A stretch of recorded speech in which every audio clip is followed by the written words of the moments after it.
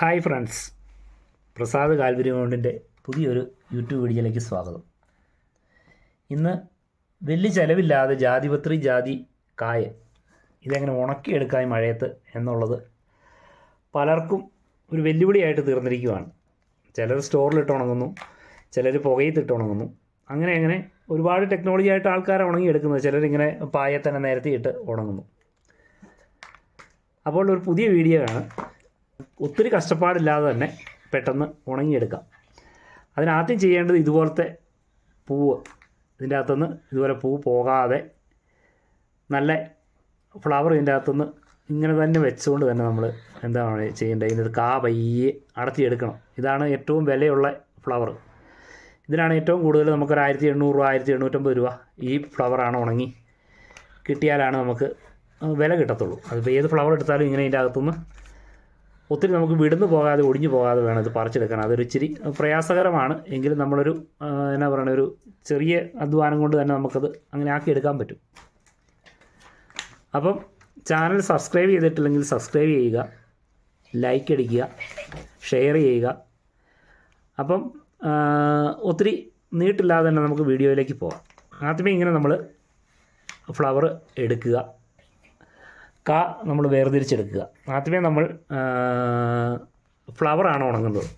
നമുക്കൊരു 10 kilo 12 kilo ഒക്കെ ഒറ്റ ട്രിപ്പിന്, അതായത് ഇതുകൂടെ കൂടിയുള്ള വെയിറ്റാണ് ഞാൻ ഉദ്ദേശിച്ചത്. ഒരു 10-12 കിലോ അത് നമുക്ക് ഉണങ്ങുന്നത് എങ്ങനെയാണെന്ന് പെട്ടെന്ന് തന്നെ കാണാം.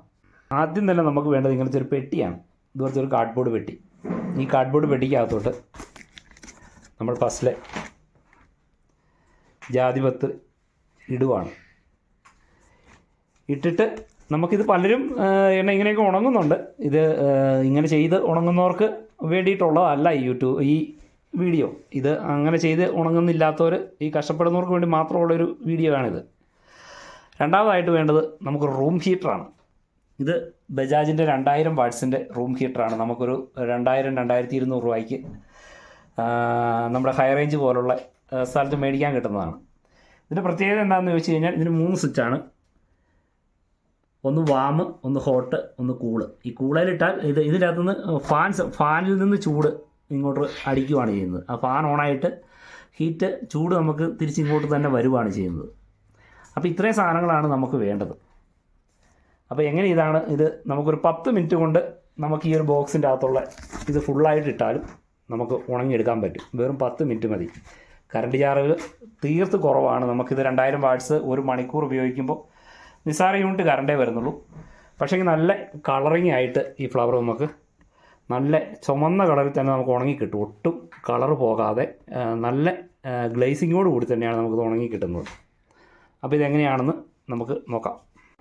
അപ്പോൾ നമ്മൾ റൂം ഹീറ്റർ ഓണാക്കിയേക്കുവാണ്. ഇതിലിങ്ങനെ ഫ്ലവർ ഇങ്ങനെ ഇട്ടിരിക്കുവാണ് ഇതിൻ്റെ അകത്തോട്ട്. അപ്പോൾ ഇവിടെ നിന്ന് ഇങ്ങനെ കാറ്റടിക്കുന്നു. ചൂട് കാറ്റ് ഇതിനകത്തോട്ട് അടിച്ചു കൊടുക്കുകയാണ് ചെയ്യുന്നത്.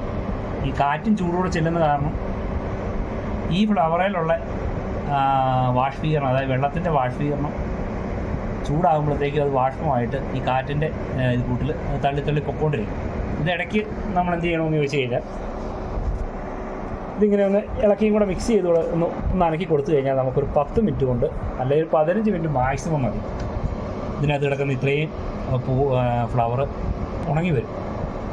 അതാണ് ഇതിൻ്റെ ഒരു പ്രത്യേകത. ഇത് ഉണങ്ങിക്കഴിഞ്ഞാലും നല്ല കളറിങ് ആണ്, നല്ല സൂപ്പർ കളറിങ് ആണ്. ഒരു 10 മിനിറ്റ് കൊണ്ട് നമുക്കിത് ഉണങ്ങി ഏത് രീതിയിൽ ഇരിക്കുന്നതെന്ന് കാണാൻ പറ്റും.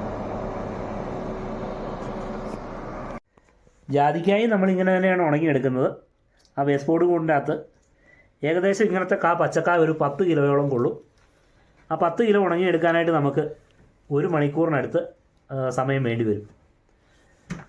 ഏകദേശം അന്നേരം ഒരു 8 കിലോ, ഒരു 7.25 കിലോയോളം ജാതിക്ക ഉണങ്ങിയതും കിട്ടും. ഇതാണ് നമ്മുടെ ഫ്ലവർ ഉണങ്ങി വന്നിട്ടുണ്ട്. ഇതാണ് അതിൻ്റെ കളറ്. നല്ല അടിപൊളി കളറാണ്, നന്നായിട്ട് ഉണങ്ങിയിട്ടുണ്ട്. അതിനെ വാരിക്കഴിഞ്ഞാൽ നല്ല കിലുകിലെന്ന് കേൾക്കും. അപ്പം മഴയത്ത് എത്രയും പെട്ടെന്ന് ഇത് ഉണങ്ങി എടുക്കാൻ പറ്റും. അപ്പം വീഡിയോ ഇഷ്ടമായെങ്കിൽ ഷെയർ ചെയ്യുക, ലൈക്ക് അടിക്കുക.